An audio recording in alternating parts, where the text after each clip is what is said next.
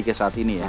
Dari mulai kiper dan semuanya nih udah pasti tersusun. ini akan menjadi akan diturunkan tim terbaik ya. Ya jadi saya rasa nggak akan berbeda jauh dari pertandingan pertama saat kita mengalahkan Kamboja 5-1. Nah, mungkin yang menjadi apa ya opsi ini adalah apakah kemudian Ragnar yang akan ditampilkan sebagai starter. Tadi kan kita lihat juga setelah dia masuk lumayan juga nih. Masih tekanan-tekanan dari kiri gitu ya. Walaupun kondisinya kelihatannya belum 100%. Saya yakin kalau dia 100% dia akan ditampilkan sebagai starter. Nah, jadi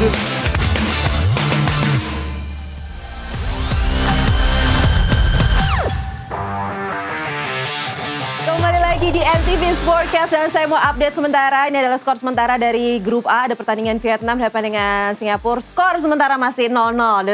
Dan kami semua mengharapkan skornya kalau bisa seri. Seri 0-0. Tetap 0-0. Jangan ada yang berubah.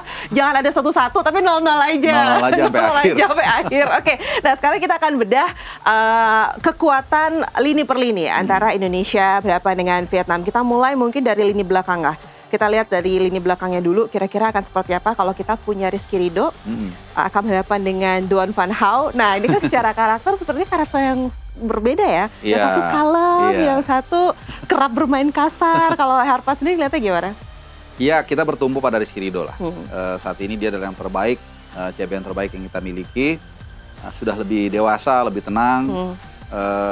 Walaupun kalau dulu-dulu masih sedikit agak ceroboh ya, saya masih ingat ketika berhadapan dengan Uzbekistan ya di U23, waktu dia menghalau bola kakinya masih suka main tuh, masuk akhirnya kena kartu merah kan. Tapi sekarang lebih matang dan bahkan dia jadi leader kan gitu ya, dan akan duet dengan kemungkinan besar Sen Patinama sebagai CB kiri. Lalu Donitri di kiri, kembali lagi kita berharap crossing-crossing dia bisa dilakukan seperti yang tadi dilakukan di Timor Leste kan, cutback sesama pemain Persija dengan Sen Patinama itu luar biasa, back kiri dengan CB kiri. Kemudian di kanan ya siapa lagi kalau bukan Sandy Walsh, harusnya ya. Kemudian ya tengah ke depan hampir sama, tinggal apakah dia kemudian memainkan Raihan Hanan atau mungkin Beckham atau Ragnar. Antara itu aja, karena Raihan tadi menurut saya di pertandingan tadi walaupun ada satu peluang mengenai tiang tapi agak kurang. Jadi mungkin akan dikembalikan lagi posisinya antara Beckham atau Ragnar. Mungkin Beckham sih kalau feeling saya ya. Oke. Tapi kalau misalnya kita berbicara lini tengah ini kan sepertinya akan menjadi kunci dalam laga ini. Ini bagaimana kesiapan gelandang-gelandang pemain Indonesia, terutama adalah sosok Tom Hai itu sendiri? Iya, Tom Hai itu udah pasti akan menjadi deliverer ke bola-bola ke depan, ngatur serangan. Tapi dia tanpa dua double pivot, tanpa dua bodyguard, ini akan bahaya juga. Karena dia jadi nanti terlalu banyak kerja mesinnya, jadi agak terlalu capek. Padahal dia kan perlu, ibarat kalau piston atau mobil itu harus olinya harus tetap bagus kan, harus ada yang menjaga dia untuk tetap pas gitu ya. Dan itu adalah sosok Mark Klok dan Ivar Jenner. Tadi Mark Klok mainnya oke juga lah, bagus ya, aman lah gitu. Tapi Ivar Jenner tadi saya lihat sempat agak sedikit mengerang kesakitan kakinya. Nah, kalau ada di sana enak nih, di Micton bisa nanya bagaimana kondisi terakhirnya. Tapi pasti ada something lah, mudah-mudahan dalam waktu 2, 3, 4 hari ini sampai tanggal 3 itu dia bisa pulih 100%, maka kalau saya pribadi kita semua agak lebih tenang. Artinya dua double pivot ini akan tetap bisa bermain dan kemudian menjaga Tom Hai supaya bisa lebih tenang dalam mendistribusikan bola. Kalau tadi dari lini belakang kan ada Rizky Ridho, ini head-to-headnya dengan Duan Van Hau yang secara karakter nih berbeda gitu. Yang satu adalah bermainnya santai, lemah lembut gitu lah misalnya. Satu lagi adalah yang kerap provokasi. Nah, kalau misalnya dari lini tengah ini ada Tom Hai, mungkin nantinya juga head-to-headnya akan berhadapan dengan Henryo Arajau da Silva dari pemain Vietnam. Ini seperti apa kekuatannya? Ya, Henryo itu pemain yang sangat mobile ya kalau kita lihat di laga sebelumnya.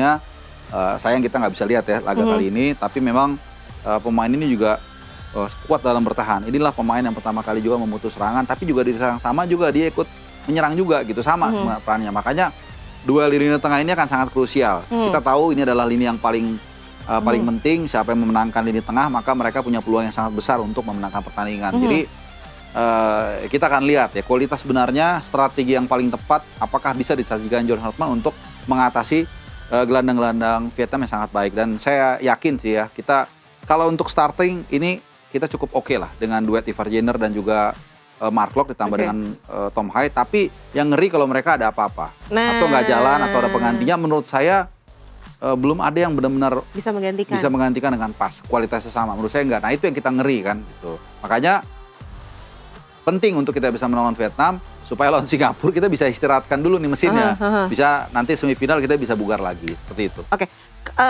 Kita bisa bilang di sini melawan Vietnam ini kan jadi ujian dari Michi, Michelle Baker, ya kan? Ini kan Michelle Baker. Ini akan menjadi ujian yang sesungguhnya bagi sosok Michi, anak muda ini gitu. Apakah nantinya juga dia mampu untuk mencetak gol melawan Vietnam? Kalau menurut gambaran Harpa, karena nanti head to head mungkin Michelle Baker akan berhadapan dengan Nguyen Quan Son di sini. Saya pikir Michelle Baker secara personal dia punya skill yang cukup bagus.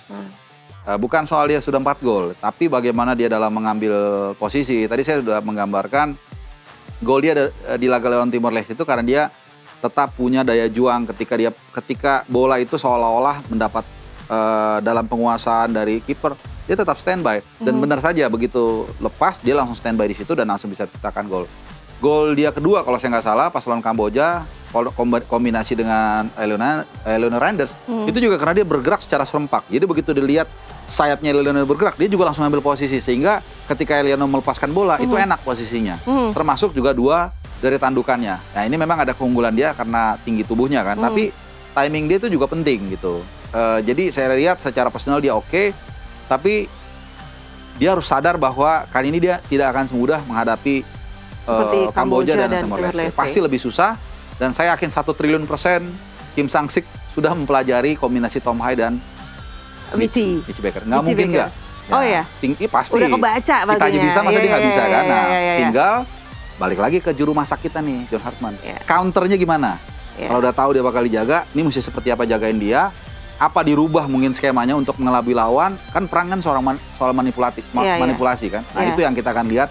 Jadi bukan hanya kemampuan pemain, bukan hanya kemampuan lawan yang kadang kita lihat sesungguhnya karena dia seimbang, tapi juga racikan dari kedua pelatih ini seperti apa nanti. Komposisinya seperti apa? Karena kalau dalam pertandingan yang ketat, strategi, taktik, keberuntungan sekalipun itu yang akan menentukan siapa yang mampu keluar sebagai pemenang.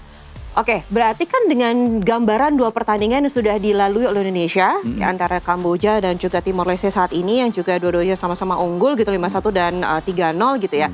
Pasti kan John Harper sudah mulai ada prediksi untuk line up-nya berhadapan dengan Vietnam seperti apa? Anggap aja Harpa nih John Hartman lah gitu ya. Kira-kira akan seperti apa? Ya, ini kan skuad terbaik yang kita miliki saat ini ya.